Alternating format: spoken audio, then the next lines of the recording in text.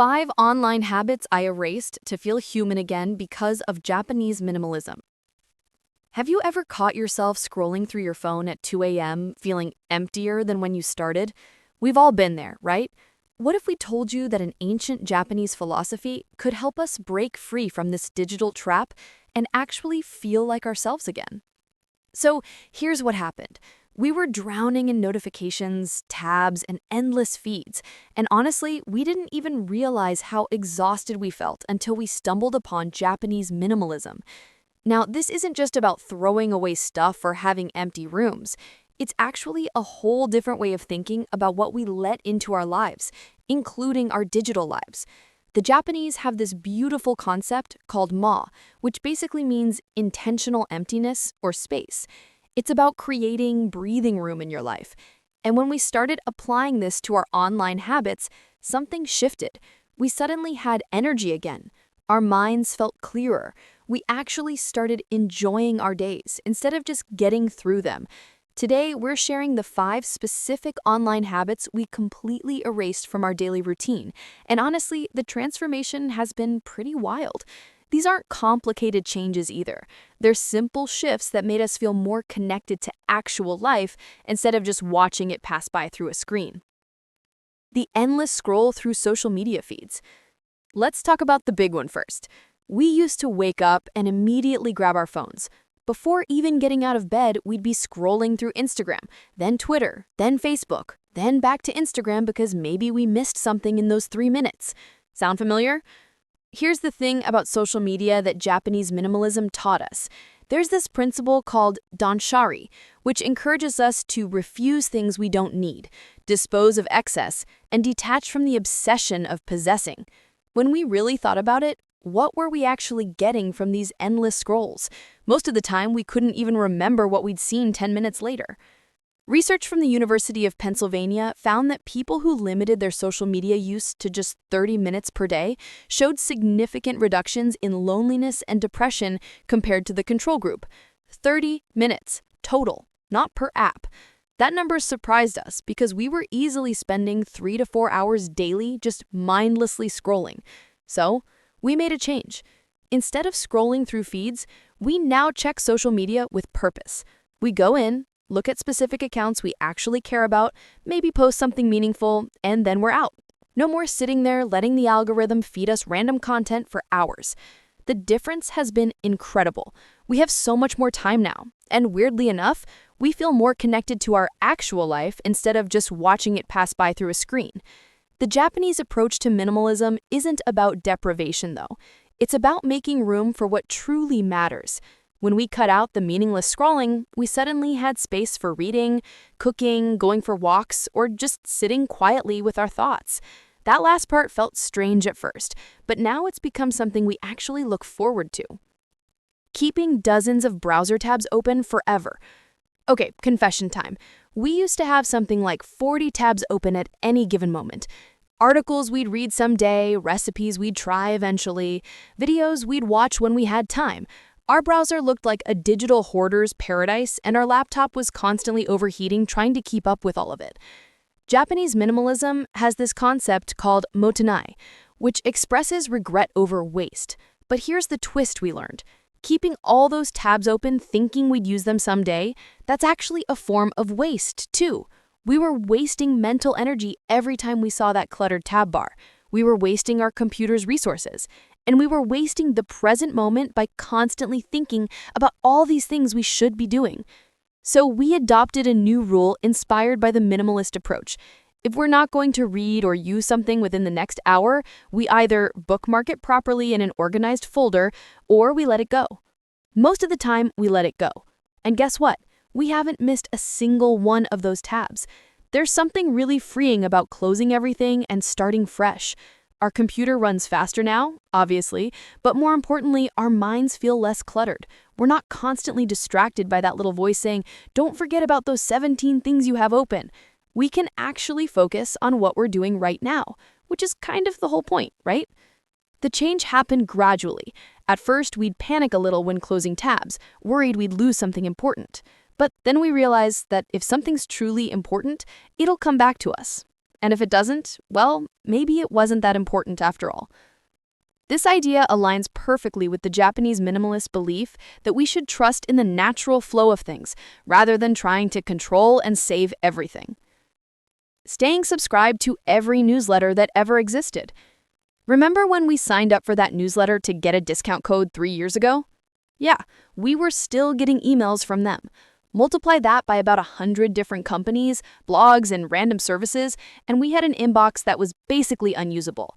Every morning started with this overwhelming feeling of dread because we'd wake up to 200 new emails. Even after deleting the obvious junk, we'd still have 50 newsletters we felt obligated to read because, we did subscribe to them on purpose at some point. The Japanese principle of seijaku, which means tranquility or calm, really changed our perspective here.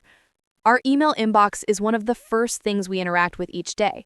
So why were we allowing it to be a source of stress and chaos? That didn't make any sense. We spent one afternoon going through every single subscription and asking ourselves one simple question for each one. Does this actually add value to my life right now? Not, might this be useful someday, or did this seem interesting when I signed up? But does it matter now, today, in my actual current life? The answer was no for about 90% of them, so we unsubscribed. All of them. We kept maybe 5 newsletters that we genuinely read and enjoy, and everything else went away. Now our inbox has maybe 10 emails in the morning instead of 200, and almost all of them are actual messages from real people or genuinely important notifications. The mental clarity this created was unexpected. We no longer feel behind on our inbox. We're not constantly guilty about unread newsletters piling up. We actually respond to emails from friends and family now because they're not buried under marketing content. Our digital space feels calm, just like our physical space started feeling when we decluttered our homes. According to research, the average person receives about 120 emails per day, and a significant portion of those cause stress rather than providing value. By cutting out the noise, we're not missing out on anything important. We're just making room for what actually matters. Obsessively checking news updates every hour. We used to have news apps, news websites bookmarked, news notifications turned on, and we'd check them constantly throughout the day. Every hour, we'd refresh to see what had happened in the world. It felt responsible somehow, like staying informed was part of being a good citizen. But here's what we didn't realize. This constant stream of mostly negative information was affecting our mental health in ways we didn't fully understand. There's this Japanese concept called ichigo ichie, which roughly translates to one time, one meeting. It's about treasuring each moment because it will never happen again. But how could we treasure our moments when we were always mentally somewhere else, worried about the latest crisis or controversy we'd just read about? Stanford researchers have found that excessive news consumption can lead to increased anxiety, stress, and feelings of helplessness. We were living proof of this. We'd read about problems happening thousands of miles away, feel terrible about them, but obviously couldn't do anything to help, and then we'd carry that heavy feeling around all day. So we made a significant change. Instead of checking news constantly, we now read it once per day, usually in the evening. We choose 1 or 2 reliable sources, catch up on what's actually important, and that's it. We turned off all news notifications, all of them. Our phones no longer buzz with breaking news alerts that spike our cortisol levels throughout the day. The first few days felt weird, we'll admit. We kept reaching for our phones to check what was happening, almost like a reflex. But then something beautiful happened. We started noticing what was actually happening around us. The weather, the birds, people's expressions. Real life, basically. We're still informed about the world. We know what's going on, but we're not drowning in it anymore. We're not refreshing the same story 40 times to see if there's an update. We read the news once, understand the situation, and then we move forward with our day. This boundary has given us so much peace. Saving everything just in case in digital folders. Our final habit was something we didn't even recognize as a problem until we really looked at it. We were digital hoarders. Screenshots, downloads, random files, old documents, memes from 2015, all saved in messy folders with names like stuff or misc or important maybe. We had thousands of photos we'd never look at again, hundreds of PDFs we'd never open, files from jobs we didn't even work at anymore. Our digital storage was like having a house filled with boxes we never unpacked, but also never threw away. Japanese minimalism teaches us about kurashi, which is about thoughtful, intentional living. Keeping all this digital clutter wasn't thoughtful. It wasn't intentional. It was just automatic. We saved things because we could, not because we should. So we did a digital declutter. We went through our files, our photos, our downloads folder that hadn't been cleaned since we got the computer. We asked the same question for everything. Do I actually need this, or am I just keeping it because it exists? Most of it got deleted. We kept truly important documents, photos that actually meant something to us, and files we genuinely used. Everything else went away. We organized what remained into clear, simple folders that made sense. No more nested folders within folders where things went to disappear forever. The result? Our computer has tons of free space now, which is nice. But more importantly, we can actually find things when we need them. We're not stressed about losing important files in the chaos because there is no chaos anymore. Everything has a place, and everything in our digital life has earned its place by being genuinely useful or meaningful. Looking back at these 5 changes, what strikes us most is how simple they actually were. We didn't need special software or complicated systems. We just needed to apply the principles of Japanese minimalism to our digital lives. We needed to create space, set boundaries, and be intentional about what we allowed into our daily experience.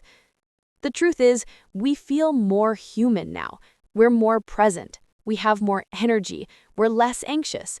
Our relationships are better because we're actually there for them instead of being physically present but mentally scrolling through a feed. Japanese minimalism isn't about perfection or never using technology. It's about being thoughtful. It's about asking whether something adds to our lives or takes away from them. These 5 habits were taking away far more than they were giving, and letting them go has been one of the best decisions we've made. If you're feeling overwhelmed by your digital life, maybe start with just one of these habits. Try it for a week and see how you feel. You might be surprised at how much lighter life becomes when you're not carrying around all that digital noise. Trust us, the space you create will fill up with something much better than notifications and tabs. It'll fill with actual life, and that's something worth experiencing fully.